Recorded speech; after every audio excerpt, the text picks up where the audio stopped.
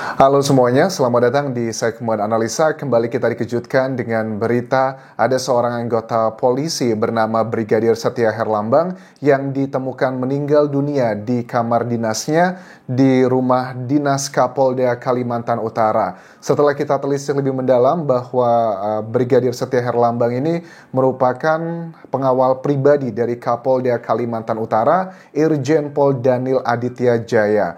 Ada beberapa hal yang dinilai cukup unik dan juga janggal dari kejadian ini karena menurut Reza Indragiri, psikolog forensik mengatakan bahwa dalam waktu tidak sampai 24 jam setelah kejadian, dari pihak terkait, polisi sudah memberikan rilis kepada masyarakat bahwa penyebab kematian adalah karena kelalaian. Diduga Brigadir Setia Herlambang itu lalai dalam membersihkan senjatanya, kemudian senjata api tersebut mengenai tubuhnya dan itu yang menyebabkan dia meninggal dunia. Tetapi ada beberapa hal yang cukup janggal, misalnya adalah keterangan dari kakak ipar Brigadir Setia Herlambang yang melihat langsung kondisi jenazah adik iparnya bahwa dia melihat ada 2 luka tembak di dada kiri korban.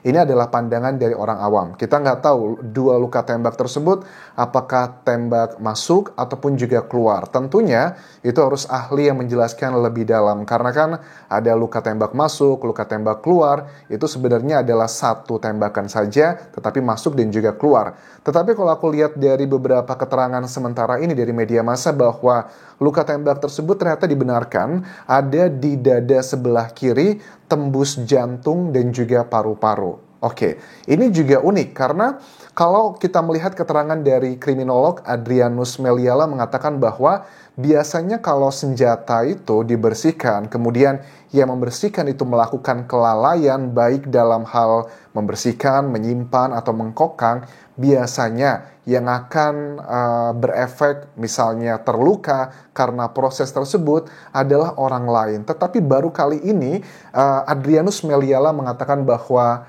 ada kejadian orang yang membersihkan justru malah melukai dirinya sendiri karena biasanya adalah orang lain.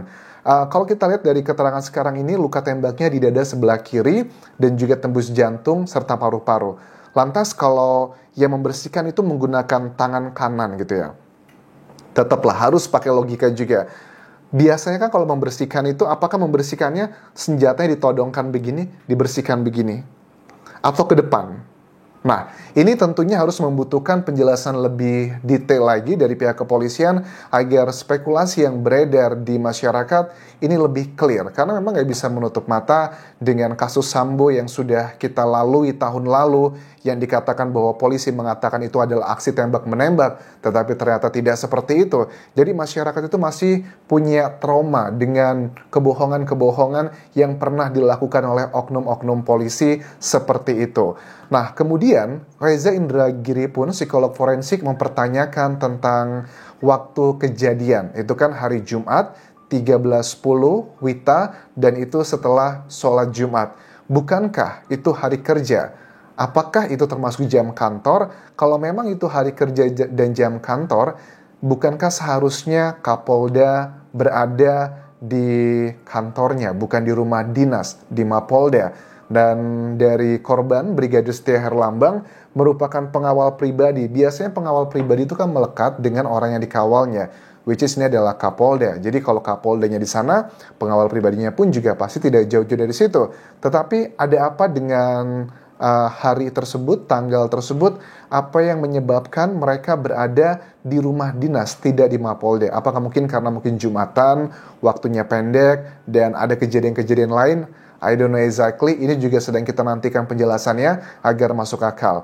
Kita beralih ke Adrianus Meliala juga mempertanyakan dugaan bahwa mungkinkah ini percobaan mengakhiri diri sendiri. Kalau memang pada saat membersihkan itu yang dikatakan kokangnya malah menghadap ke si korban, ya kalau memang ini berusaha untuk mengakhiri diri sendiri, bagi aku juga cukup unik karena beberapa menit atau beberapa jam, ya tidak nyampe 2 jam sebelum kejadian tersebut 13.10 ditemukan, korban ini Brigadir Setia Herlambang itu sudah baru aja WhatsAppan dengan istrinya, dan WhatsAppannya sempat ditelepon tapi tidak diangkat, dan kemudian di WhatsApp ia mengatakan bahwa Brigadir Setia Herlambang ini mengingatkan istrinya jangan lupa makan. Karena beberapa bulan lagi istrinya akan melahirkan anak yang kedua. Apakah mungkin seorang bapak yang lagi excited banget menanti kehadiran anak keduanya melakukan hal mengakhiri diri sendiri?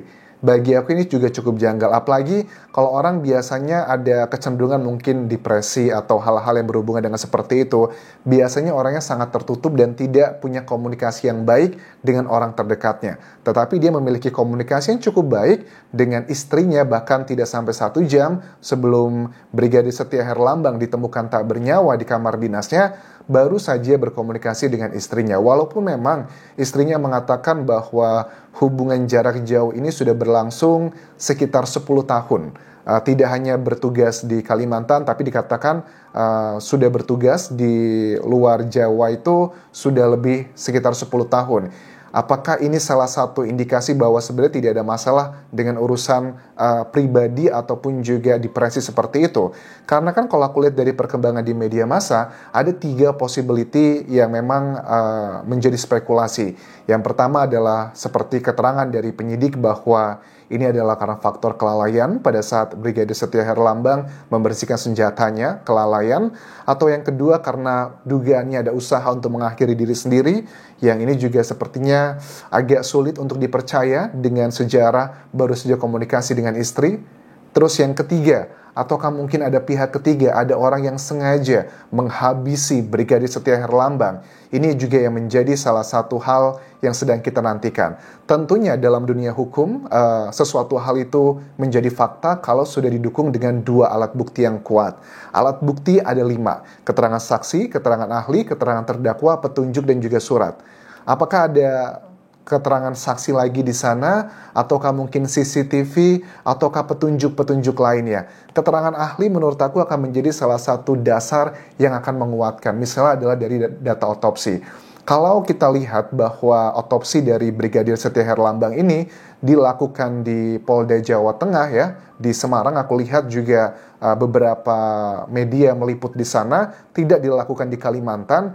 Mungkin karena ya keluarga juga berasal dari area sekitar tempat dilakukannya otopsi ini dan mungkin juga sudah belajar dari kasus-kasus yang lama. Kesannya adalah kalau semakin jauh otopsi itu dari pusat Jakarta, kayaknya atau dari jangkauan keluarga ada kesan tidak percaya. Well, ini adalah yang tercium di masyarakat. Susno Duaji, mantan Kabareskrim pun juga menyoroti hal ini. Untuk menjadi pengawal pribadi itu dibutuhkan kemampuan menembak yang sudah mahir. Kalau orang sudah mahir dalam bersenjata, kayaknya agak kecil kemungkinan dia bisa melakukan kelalaian pada saat membersihkan senjatanya. Itu menurut Susno Duaji, seorang mantan Kabareskrim. Dan ini pun juga sama dari Adrianus Meliala, kriminolog yang mengatakan memang pernah tidak menutup kemungkinan adanya kayak kelalaian dalam membersihkan senjata, baik itu membersihkan, menyimpan, ataupun juga mengkokang. Tetapi biasanya yang terkena itu adalah orang lain. Dan ini unik karena mengenai diri sendiri. Artinya, ia menodongkan laras senjata ke dirinya sendiri. Ini adalah hal yang sangat unik. Luka tembak di dada sebelah kiri tembus jantung dan juga paru-paru. Oke, kalau di dada kiri, ini dada kiri jantung, terus tembus paru-paru. Artinya memang ini jaraknya sangat dekat sekali. Nah, kalau dari keterangan kakak ipar korban tadi yang melihat jenazah pada saat tiba di Semarang ya, bahwa ada 2 luka tembak. Nah, mungkin saja 2 luka tembak itu adalah luka tembak masuk dan juga luka tembak keluar. Makanya terkesannya adalah 2. Atau seperti apa kita akan nantikan perkembangan selanjutnya.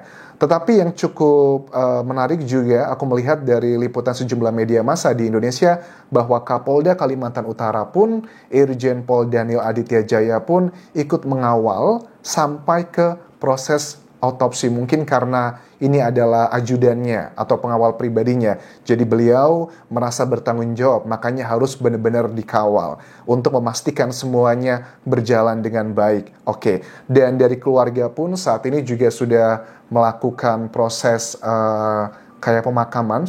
Rencananya itu kemarin sudah dimakamkan di hari Sabtu teman-teman. Dan untuk hasil otopsi sendiri tentunya ini butuh waktu. Otopsi nanti akan mengeluarkan hasil adalah mengenai penyebab kematian dan juga waktu kematian. Well, ini penting banget dua data krusial ini karena kan ditemukannya 13 lebih 10 Wita. Bukan berarti meninggalnya juga 13-10 Wita. Apakah ini 1 jam sebelumnya, setengah jam sebelumnya, juga akan dicocokkan dengan data lainnya adalah komunikasi terakhir dengan istri dari Brigadir Setia Herlambang. Apa yang terjadi di sini? Kalau ini pure karena memang kelalaian, bagi aku pribadi juga cukup janggal. Aku setuju dengan keterangan kriminolog Adrianus Meliala yang mengatakan sangat jarang sekali orang yang mengokang senjata, membersihkan, justru mengenai diri sendiri, biasanya mengenai orang lain. Kalau menurut kalian, apakah ini pure karena kelalaian, ataukah ada unsur yang lainnya yang diduga adalah ada pihak ketiga? Kita akan coba kawal kasus ini sampai tuntas, agar semuanya terang benderang. Terima kasih sudah menonton. Sampai ketemu lagi di video berikutnya. Tinggalkan like dan juga komen, subscribe channel YouTube ini, follow Instagram, dan juga Facebook pageku di Anjasa Asmara. Sampai jumpa.